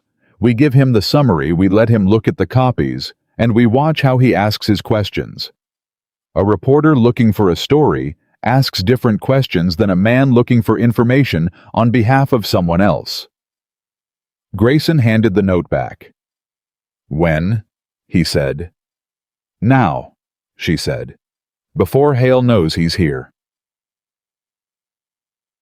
Aldous Vance was not what she expected. She had composed an image in her mind on the ride down Young Ambitious, the kind of reporter who led with his own cleverness. Instead, she found a man somewhere in his mid-40s, heavy-set, with the unhurried manner of someone who had sat across from a great number of people who were trying to control what he wrote, and had developed a specific patience for it. He was at Caldwell's back table with a cup of coffee and a notebook, and he stood when they came in, which she noted as a small thing that was not actually small. "Mr. Black," he said. "Mrs. Black." He looked at them both with the direct assessing attention that she recognized as professional rather than rude. "Elias tells me you have something significant." "We have something provable," Emily said. "Whether it's significant is your determination to make." He looked at her for a moment. Then he sat back down and opened his notebook. "Start wherever you think is the right place," he said. She started with the tin box. Not with Grayson, not with the mountain, not with the wedding. She started with a 19-year-old girl keeping records by candlelight because the numbers didn't add up, and nobody else in the house was going to notice. She watched Vance write, and she watched what he chose to write down, and what he let pass, and within 10 minutes she was satisfied. He was writing the things a man writes when he is building a case in his notebook, not the things a man writes when he is looking for holes to report back on. When she finished, Grayson laid out the land history, the deed, the notation, Parsons. He described what Parsons had told them with the same flat precision he brought to everything, and she watched Vance's pen slow down at the railroad commissioner's name. He looked up. "You have a witness who will name the commissioner directly," he said. "In front of Judge Webb in 6 weeks, Emily said. "Signed account already in Caldwell's possession." Vance looked at Caldwell. Caldwell nodded. Vance set his pen down and looked at the table for a moment in the way of a man doing internal arithmetic of his own. "If I print this," he said, "and I'm going to print this, it will hit the Capitol before Webb arrives. The commissioner will know. Hale will know what you have. Whatever they're going to do, they'll do it before that courtroom convenes." "We know," Emily said. "You're not trying to stop that," Vance said. It was not a question. "We're trying to make sure that whatever they do it in full view," she said. "Right now, Hale operates in the dark. He's careful and quiet, and he moves through back rooms and private meetings and legal language nobody reads carefully enough. The moment this is in print, he has to respond publicly. And a man responding publicly to fraud accusations, while a circuit judge is 6 weeks out, makes choices he wouldn't otherwise make." Vance picked his pen back up. "He might run," he said. "He might," she said. "But he won't. He has too much invested. He's too close to the railroad deal. He'll try to discredit us instead. And discrediting us requires him to argue in public against documented evidence, which is a losing position for a man whose entire operation depends on no one looking directly at it." Vance looked at her for a long moment. "How old are you?" he said. 19, she said. He wrote something in his notebook. "I'm printing this Sunday," he said. 2 days. I need one more source, someone in the valley I can quote independently. Not you, not Black, not Parsons." Emily thought about Ruth. "I'll have someone to you by tomorrow evening," she said. Ruth Dawson came to the Courier the following afternoon with 4 pages of handwritten testimony, and she brought 2 other women with her. Emily had not known about the other 2.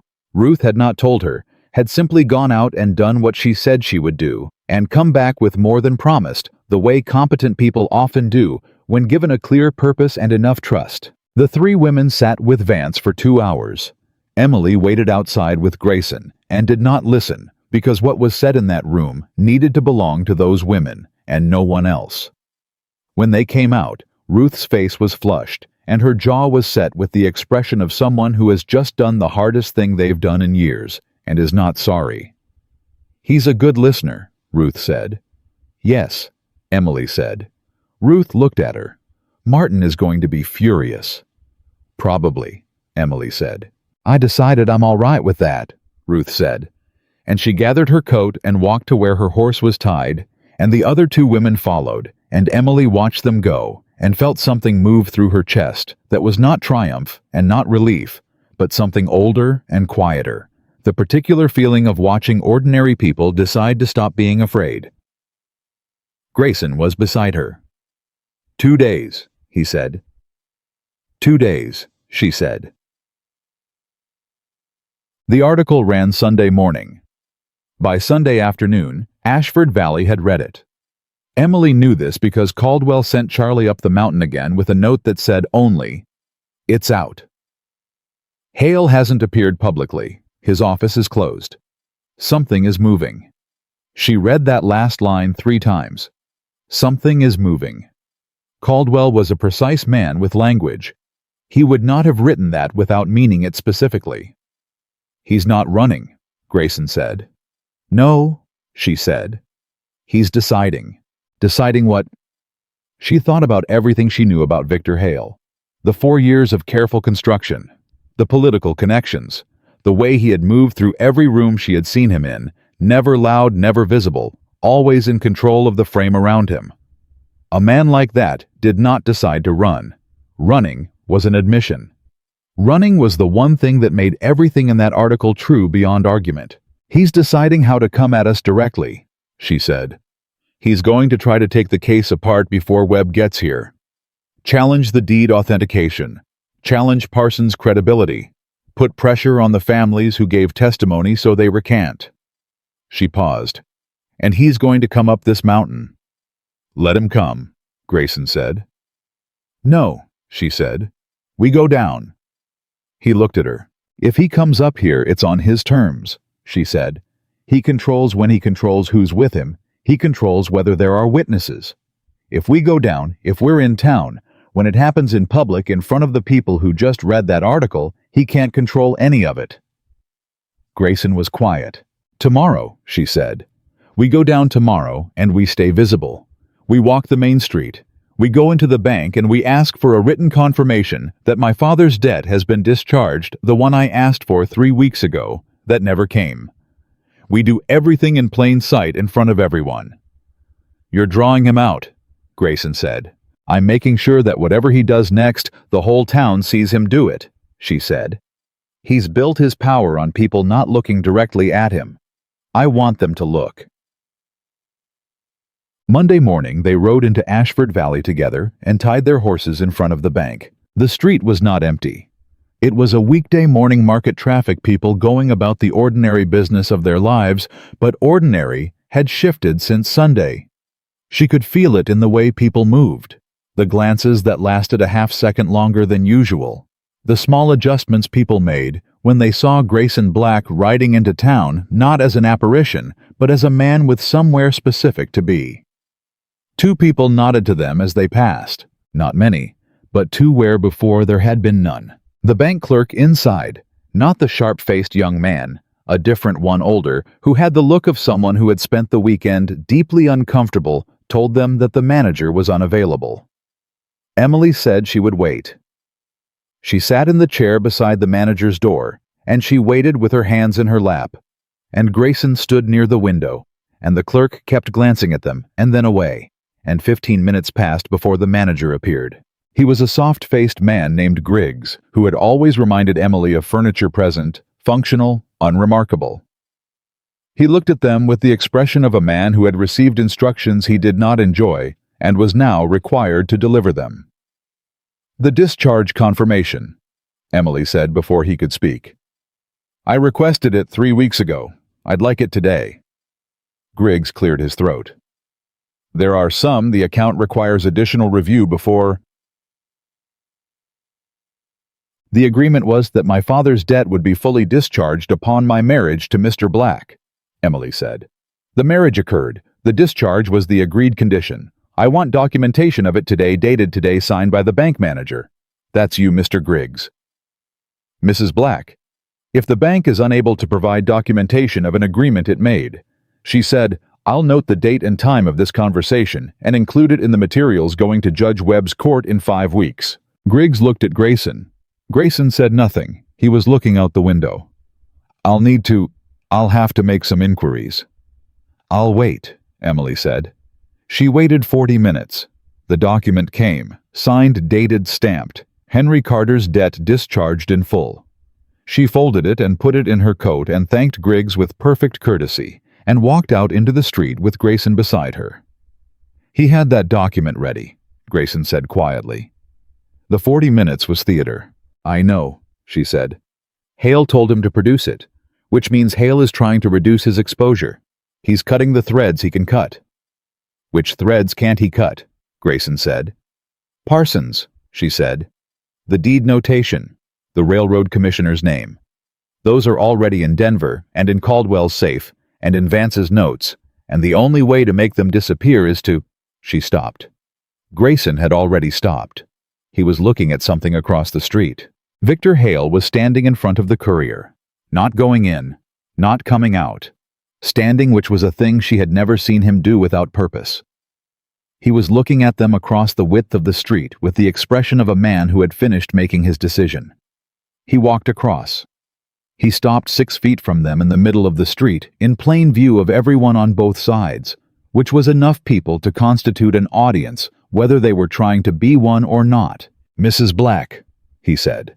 He looked at Grayson. I think it's time we spoke plainly. We've been plain for weeks, Emily said. You've been plain too, though you've preferred other people's hands for it. Something in his face moved. Not anger, she had expected anger, and what she saw was colder than anger. The expression of a man who had recalculated and arrived at a number he didn't like. The article in the Examiner, he said, is a collection of unverified accusations from people with obvious personal grievances.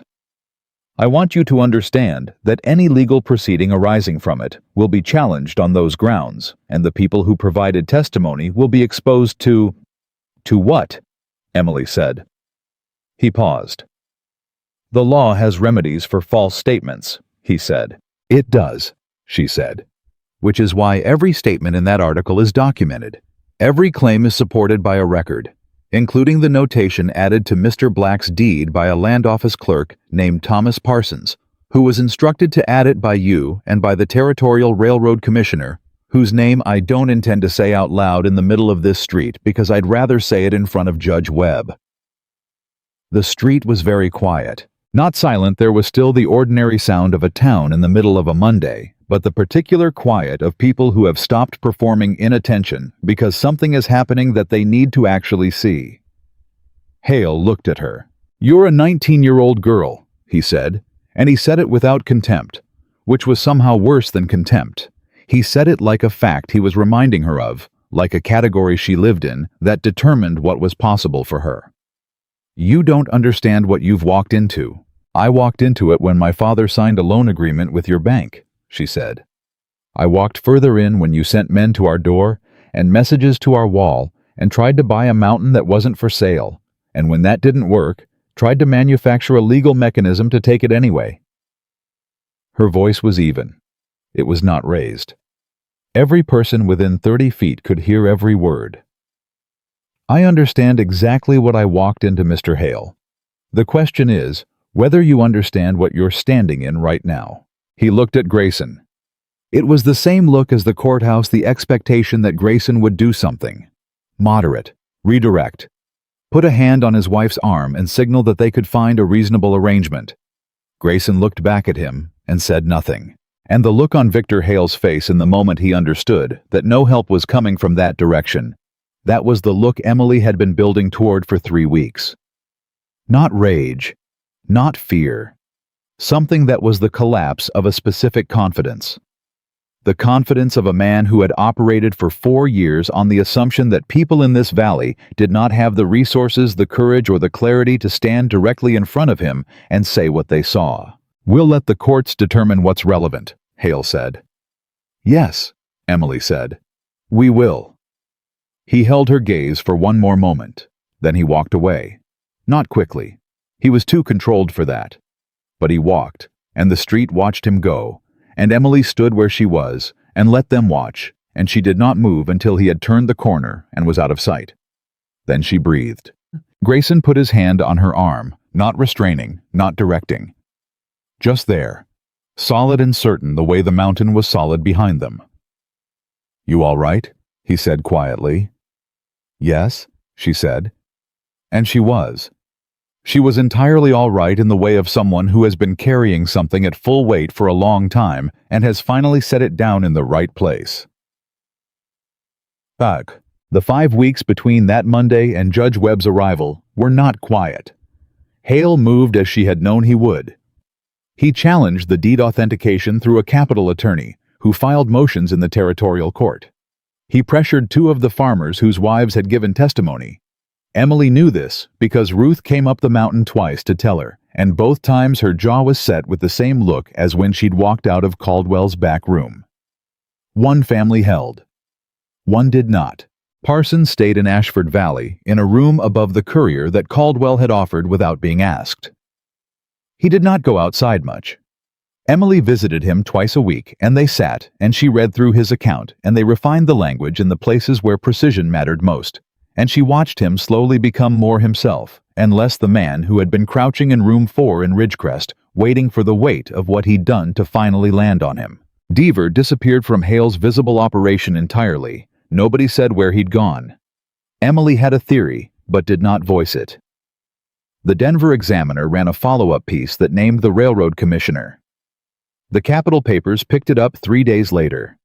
A federal land inquiry was opened before Webb even arrived, which was not what Emily had planned, but was a thing she accepted with a steadiness that surprised even her. Through all of it, she and Grayson worked the mountain. The fence on the eastern edge got repaired.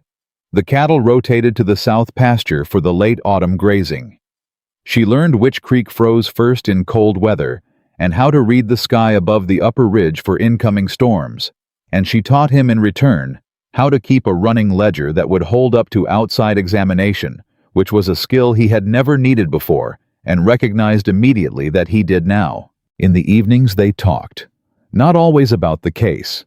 Sometimes about other things, his father who had built the house with neighbors who came up from the valley before the valley turned fearful. Her mother who had died too young and left a daughter who learned to read bank documents by candlelight as a substitute for helplessness. They did not speak of love.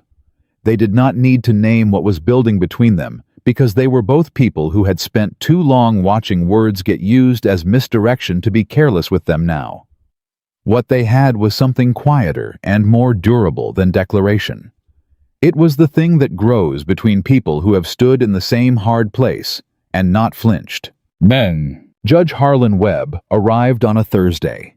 He was exactly what Caldwell had described: a lean, weathered man in his 60s, with the judicial temperament of someone who had heard too many cases to be impressed by either wealth or outrage, and who asked questions with the quiet precision of a man who already understood what answers were possible and was simply establishing which one applied.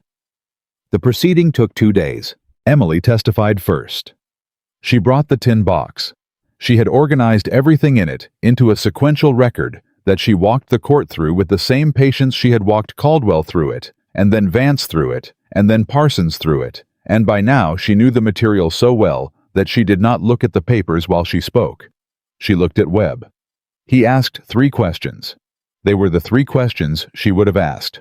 Grayson testified about the deed and the notation, and the 3 years of watching his land be targeted from below. He was brief and precise, and when Hale's attorney attempted to challenge the deed authentication, Grayson produced the original alongside the assessment from the Pueblo lawyer, and Webb studied both for a long time without expression before setting them down in the column of evidence he was keeping. Parsons testified last. She had been afraid for him walking into that room. Afraid not that he would break, but that the mechanism of formal legal proceeding would do to him what 8 months alone in Ridgecrest had not reduced him back to the man who had added 3 sentences to a deed in the dark and told himself it was survivable. It did not. Thomas Parsons stood in front of Judge Webb and said every word that was in his signed account clearly and in full, including the names, including the meeting. including what he had been shown and what he had been threatened with and what he had done and why, and the specific words that had been used by both the man he was naming and the other man in the room. His voice shook once near the beginning, and then it settled, and what came out of him for the following hour was not confession in the broken sense, but testimony in the exact sense, a man saying what he saw precisely without softening, because precision was the only thing left that was entirely his to offer. When he finished, the room was very still. Webb wrote for a long time without speaking. Hale's attorney raised 4 challenges. Webb sustained none of them. The ruling came the following morning. Webb read it aloud in the same room with the same people present, plus several who had not been there the day before. Townspeople who had heard that something was happening and arrived in the quiet, deliberate way that people arrive at things they have been waiting a long time to see. The deed notation was declared fraudulent and ordered stricken from the record. The original Black family title was confirmed in full. The Territorial Land Commission was directed to open a formal review of all property transfers in Ashford Valley over the preceding 5 years. The Railroad Commissioner was referred to federal authority by name. Victor Hale was served with a civil injunction and informed that criminal referral was pending the outcome of the federal inquiry. It was not everything at once. The law did not work in everything at once. But it was the stone pulled from the bottom of the wall, and Emily had studied walls long enough to know what happened to them when that particular stone was gone. She was standing beside Grayson when the ruling finished.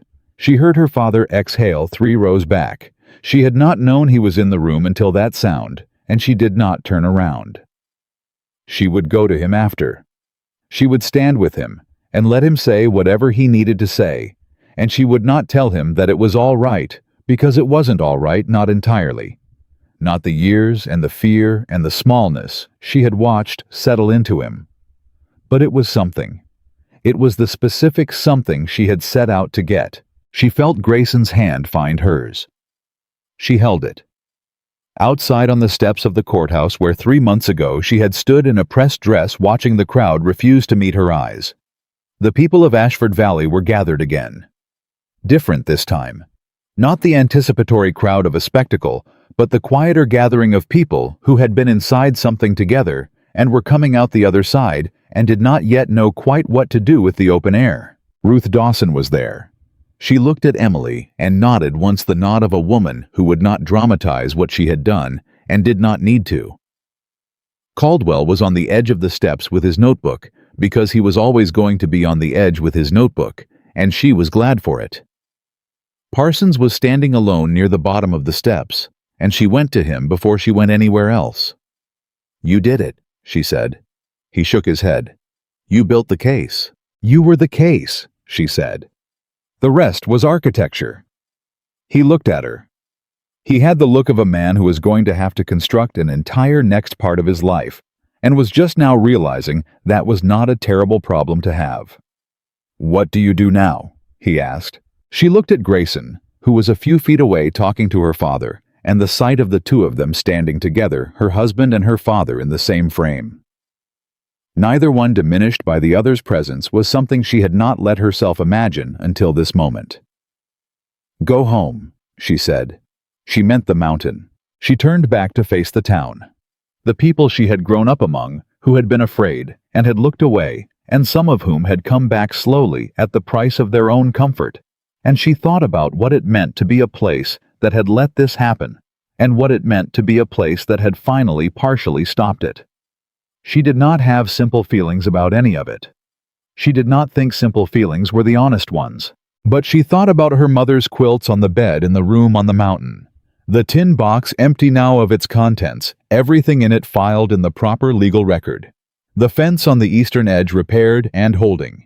The way the light did something in the trees on the ride up, changing every few hundred feet as the altitude shifted, something she had noticed the first day and had not stopped noticing. She thought about the man who had come down that mountain on a gray horse 3 months ago and said 2 words in a courtroom that changed everything.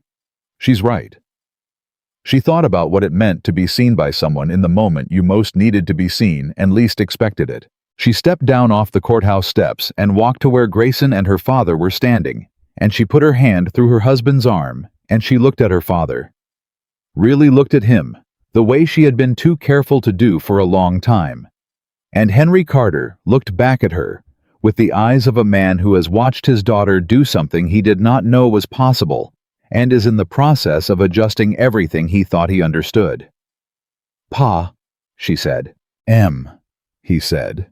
His voice was rough. "I'm sorry for all of it. I know that doesn't—" "I know," she said. "It's enough." He nodded. He pressed his lips together. Then he looked at Grayson with the measuring, careful look of a man who owes another man a debt too large for ordinary language. Grayson met it without ceremony. "There's work to do on the mountain before winter," Grayson said. "If you want to help, come up Saturday." Her father stood a little straighter. "Saturday," he said. "Yes." She looked up at the mountain above the valley. Her mountain now, their mountain. 31 years of deed confirmed, and a lie stricken from its record, and the high pass above it, no longer someone else's planned corridor, but simply what it had always been, which was land that had been earned and held and fought for. Victor Hale's office stayed closed for 3 days, and then it didn't open again. His house at the edge of town was sold inside of a month to a family from Kansas who knew nothing about any of it, and planted a kitchen garden in the side yard and hung washing on the line. And Ashford Valley absorbed that ordinary detail the way towns absorb all the things they cannot quite bring themselves to fully examine. Quietly, practically moving forward, because that is the only direction available. The railroad rerouted 60 miles south. It cost the commission 2 years and twice the money, exactly as projected, and nobody in Ashford Valley was sorry. The mountain stood where it had always stood, above the valley, above the fear, above the years of careful, quiet damage that had tried to unmake what 30 years of honest work had built. It had stood through all of it unchanged, and it would stand through what came next. And on its slope, a woman who had come up it 3 months ago with a tin box and a pressed dress and a decision not to perform fear for anyone, was already planning what she would plant in the spring. The monster they had feared was never on the mountain. He had ridden down from it once to stand in a courthouse and say 2 words that started everything. And the girl they had sacrificed to him had turned out to be the one thing Victor Hale's careful, airtight empire had never once accounted for. The one person who read every line. "You said Viet life and hook modo ko kik ban ne cook mine."